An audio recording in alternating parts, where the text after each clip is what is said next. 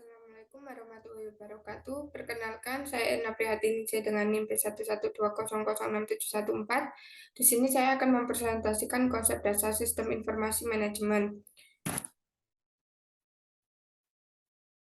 Satu, sistem. Sistem adalah sekumpulan unsur atau elemen atau kegiatan atau prosedur yang saling terpadu dan bekerja sama satu sama lain untuk mencapai suatu tujuan.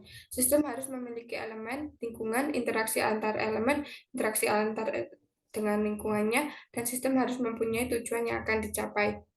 Klasifikasi sistem. Satu, sistem abstrak dan sistem fisik terdiri dari abstrak sistem dan physical system.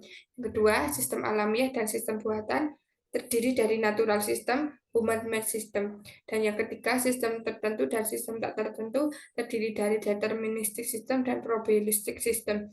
Yang keempat, sistem tertentu dan sistem terbuka terdiri dari closed system dan open system.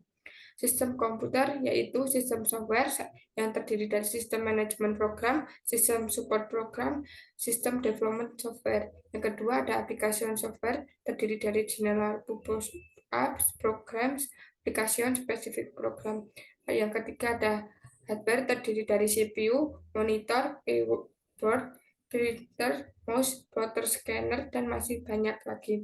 Yang keempat ada brainware terdiri dari database, administrator, sistem analisis, dan programmer, serta operator. Yang kedua, informasi.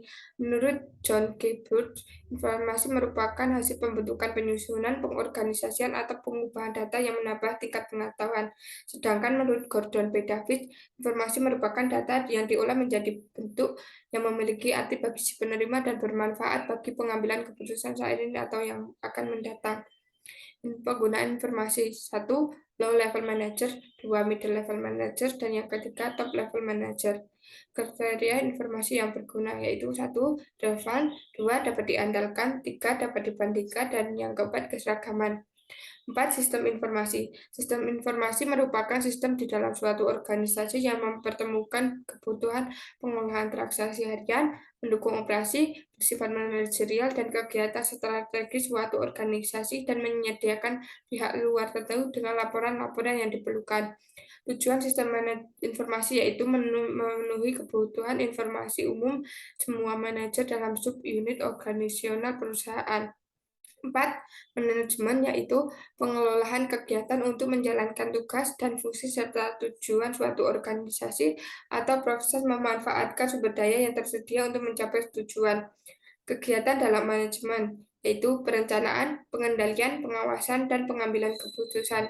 Sumber daya manajemen meliputi manusia, material modal, dan informasi. Yang kelima, sistem informasi manajemen menurut ahli yaitu Bodnar dan Houghton 1993, sistem informasi manajemen merupakan kumpulan perangkat keras dan perangkat lunak yang dirancang untuk mentransformasikan data dalam bentuk informasi yang berguna. Sedangkan menurut George M. Scott, kumpulan interaksi dari sistem informasi yang menyediakan informasi baik untuk kebutuhan manajerial maupun untuk kebutuhan operasi.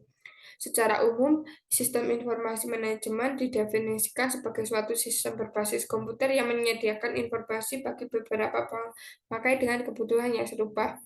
Informasi tersebut tersedia dalam bentuk laporan periodik, laporan khusus, dan output dari simulasi matematika. Karakteristik SIM yaitu SIM membantu manajer dengan terstruktur, SIM dirancang untuk memberikan laporan operasional setiap hari, SIM sangat bergantung pada keberadaan data organisasi secara keseluruhan. Tujuan SIM yaitu satu, menyediakan informasi yang digunakan untuk perencanaan, pengendalian, pengevaluasian, dan perbiakan berkelanjutan. Yang kedua, menyediakan informasi untuk pengambilan keputusan. Dan yang terakhir yaitu menyediakan informasi yang akan digunakan dalam perhitungan harga pokok, rekrutmen, atau tujuan-tujuan manajerial lain.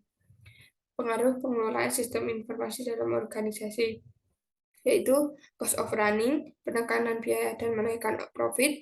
Yang kedua, customer service, yaitu kemudahan pelayanan dan meningkatkan performa layanan. Yang ketiga, manajemen proses, yaitu tata tertib laksana dan pengolahan informasi. Peran strategi sistem informasi manajemen yaitu satu, meningkatkan produktivitas dan efisiensi operasional, memperkenalkan inovasi bisnis, dan yang ketiga, membangun sumber informasi strategi. Terima kasih, sekian dari saya, kurang lebihnya mohon maaf. Wassalamualaikum warahmatullahi wabarakatuh.